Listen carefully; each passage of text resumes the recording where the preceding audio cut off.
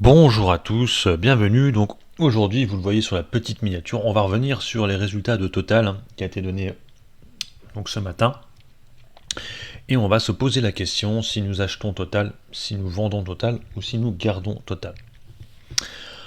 Voilà, donc on va commencer déjà rapidement pour faire une analyse graphique. Mais bon, je l'ai déjà faite il y a quelques temps en arrière. Alors attendez, c'est pas celle-là, je me trompe. On va mettre celle du jour, hein, ça sera un peu plus logique. Donc l'analyse technique du jour, elle est ici. Voilà. Donc voilà, c'est ce matin, hein, on a eu une hausse du cours, hein, plus 1,52.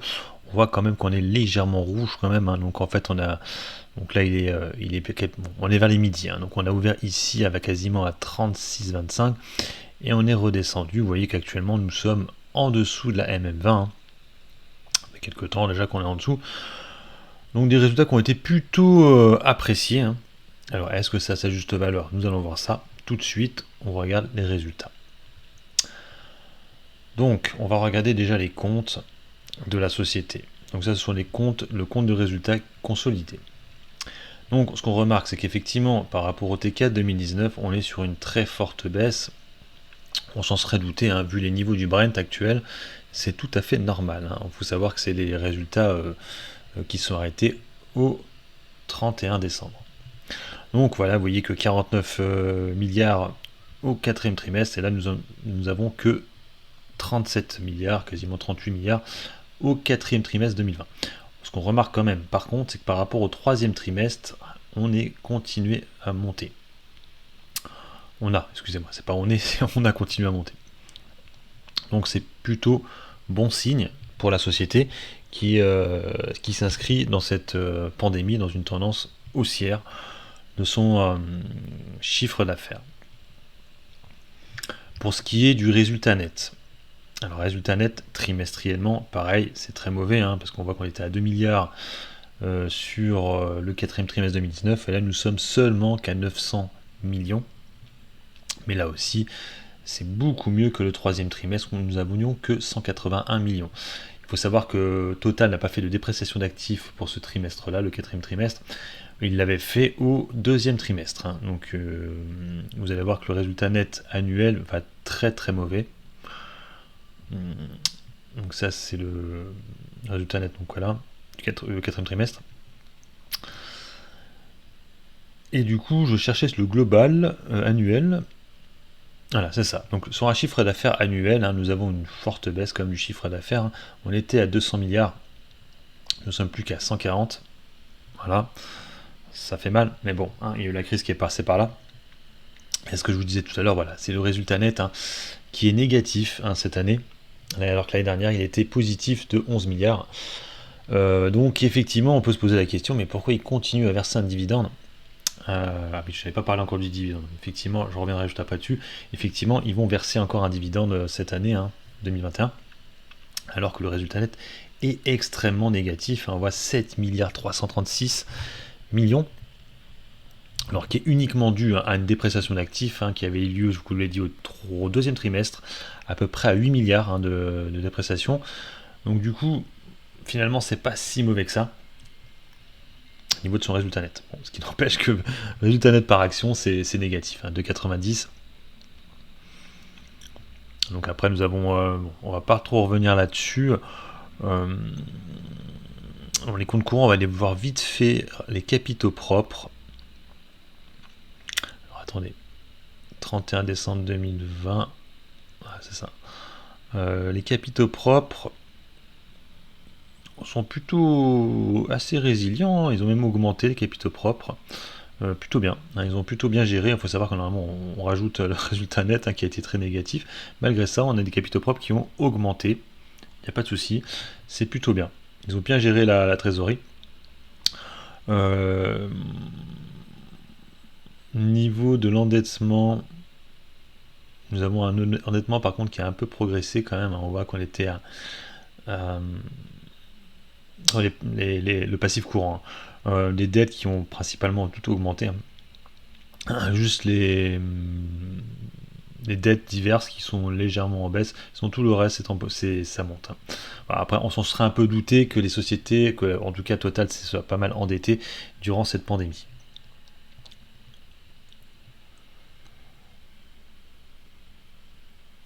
Mais la trésorerie, vous voyez, qui a légèrement augmenté en fin de période. Donc pour moi, voilà, des résultats qui sont dans la logique. Franchement, ça m'a pas plus surpris que ça. On s'y attendait, de toute façon, que le résultat net à être négatif. C'est pas, si celui qui suit le dossier le savait, celui qui ne suit pas le dossier, il va dire quelle catastrophe. Voilà. Donc maintenant, pour le dividende, donc il va rester comme avant pour l'instant, donc 0,66 par trimestre. Donc ce qui nous fait un dividende à 2,64€ par action sur l'année 2020. Donc il nous donne les dates.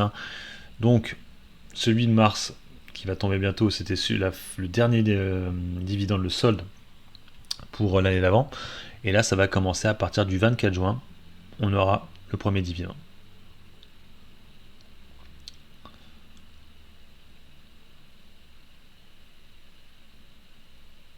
Donc voilà. Voilà pour ce qui est des dividendes. On va revenir rapidement sur ce qui a été un peu dit, parce que je vous ai montré les comptes. Donc par rapport aux différentes acquisitions du groupe, l'effet marquant de l'année. Donc responsabilité environnementale, renforcement de l'engagement du groupe pour réduire les émissions de méthane avec l'initiative OGMP 2.0. Retrait du groupe l'American Petroleum Institute. Alors effectivement, c'était un groupe américain. Total en faisait partie. Ils ont dit on sort parce que eux, ils n'étaient pas vraiment pour l'American Petroleum Institute pour tout ce qui était véhicules hybrides et électriques. Ils n'étaient pas trop pour ça. Donc du coup, Total s'est démarqué et a voulu sortir. Et Total de nouveau sélectionné en 2020 pour les Dow Jones Sustainable. Bref, ça c'est des news sans pas trop d'intérêt. Donc dans le renouvelable, il y a l'acquisition en Inde d'une participation minoritaire de 20% dans Adani Green Energy. Donc c'est tout ce qui est green tech, premier développeur solaire au monde. Acquisition de la société Fonroche Biogaz en France, faisant de Total le leader français de la production de gaz renouvelable. Voilà. Accord avec Power Global, filiale du groupe Anuwan, je connais pas trop, pour développer un portefeuille de 1,6 gigawatts de projets solaires et de stockage d'énergie aux États-Unis. Acquisition d'un portefeuille de projets solaires et stockage de 2 gigawatts, c'est la news qui est très récente, c'est là, au Texas.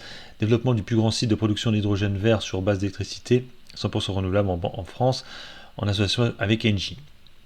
Donc c'est vrai qu'il y avait ce côté-là hydrogène, c'est vrai qu'on n'en parlait pas trop, ils n'étaient pas vraiment dessus, donc là ils se sont mis en espèce de joint venture avec Engie pour mettre en place ce site de production qui ne sera pas avant quelques années quand même. Et une émission de 3 gigas d'obligations hybrides, bon c'est les fameuses obligations hybrides. Voilà. Donc voilà pour tout ce qui est énergie renouvelable, vous voyez que l'énergie renouvelable est vraiment mis en premier, et après seulement arrive le reste, gaz naturel liquéfié, et voilà, le pétrole. Donc ce qu'on voit, attendez, c'est parce qu'il faut que je retourne au début, je pense, voilà, par rapport au Brent, on voit que sur le T4, c'est où on voit la différence, sur le T4, on était à un Brent à un prix à 44,2 $. Pouyanné avait dit que sous les 40 $, le dividende pouvait être peut-être supprimé, voire abaissé. Bon, pour l'instant, nous sommes au-dessus. Sur l'année, on est toujours au-dessus. On est très proche, 41,80. Donc ça tient, il n'y a pas de souci. Je ne pense pas que dans l'année 2021, le Brent reparte en très forte baisse. Il y a peu de chance. Comme on a connu, vous savez, en mars, on était à un Brent à peu près à 20 $. Donc il y a très peu de chances qu'on récupère ça. Donc je pense que le dividende qui est ici va être safe. Je pense pas qu'ils vont le retirer.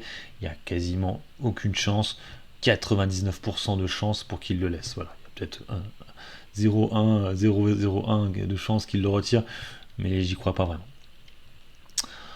Voilà donc pour la société Total. Donc des résultats qui sont un peu dans la logique. Je m'attendais à pas moins, pas plus. La seule question que j'attends encore de la place de Pouyanné, alors Pouyanné va faire son discours, attendez, que je vous le retrouve. Voilà, Monsieur Pouyanné va faire le discours de 14h à 17h30, heure française. Donc, vous pouvez cliquer sur le site, accéder au webcast. Malheureusement, il sera en anglais. Savoir ce qu'il va faire par rapport au... Excusez-moi un instant. Voilà. Ce qu'il voulait faire par rapport aux énergies renouvelables. Il avait annoncé à un moment qu'il voulait l'introduire en bourse et créer un Total Énergie. Voilà. Bon, pour l'instant, il n'en a pas parlé. Hein. Sur le communiqué de presse, il n'en parle pas. Hein. Il dit juste que en 2021, ils ne savent pas trop où est-ce que ça va aller. Hein. Il ne fait pas vraiment de prévision pour 2021, vu que c'est une crise sanitaire. Donc il ne parle pas vraiment de ça. Mais bon, il maintient quand même le dividende à 2,64 pour l'année entière. Voilà, et bien sûr, il faudra que ce soit voté à l'Assemblée Générale des Actionnaires le 28 mai 2021. On ne saura pas si cette réunion se fera, cette assemblée se fera en huis clos, excusez-moi, pas en huis clos, mais par internet où on pourra se déplacer. C'est une autre question. Voilà, donc j'arrête là ma petite vidéo. Non, avant de finir, je vais quand même faire une analyse technique de la société. Rapide, très rapide. Donc là, par rapport à ces résultats, qu'est-ce qu'on fait? On achète, on vend, on garde. Alors, vu les prix actuels là, de Total, je trouve quand même, vu les marchés qui, mine de rien, sont hauts, je serais plutôt pour garder actuellement. Je ne serais pas à l'achat. On voit qu'on bloque trop sur la MM20 actuellement. Et je serais plutôt d'en racheter par ici, vers les 34,90. Ouais, je l'ai déjà dit dans la liste technique de la dernière fois. 34,60, 34,50 par là. Bon, je vous laisserai regarder en fait ma vidéo que j'ai fait il y a le week-end dernier. Hein. Voilà, plutôt à ces niveaux-là. Donc là actuellement je ne suis pas à l'achat, même si les résultats sont dans ce qu'on attendait. C'est exactement ce qu'on attendait. Mais vu que les marchés sont hauts, attendez un tout petit peu pour acheter, rentrer sur la société. Par contre sur 2021, il n'y a pas de souci. Je pense qu'on pourra aller facilement vers les 40 € d'ici très peu de temps. Voilà, donc j'arrête là ma petite vidéo d'analyse technique pour le coup, et d'analyse des résultats de la société. N'hésitez pas à mettre des commentaires sous la vidéo, des petits pouces bleus, c'est motivant pour ma chaîne. N'hésitez pas aussi à faire partager la chaîne à des gens que vous connaissez. Voilà, allez sur ce, je vous laisse. Bon investissement à tous et bon trading aussi pour vous. Allez, ciao.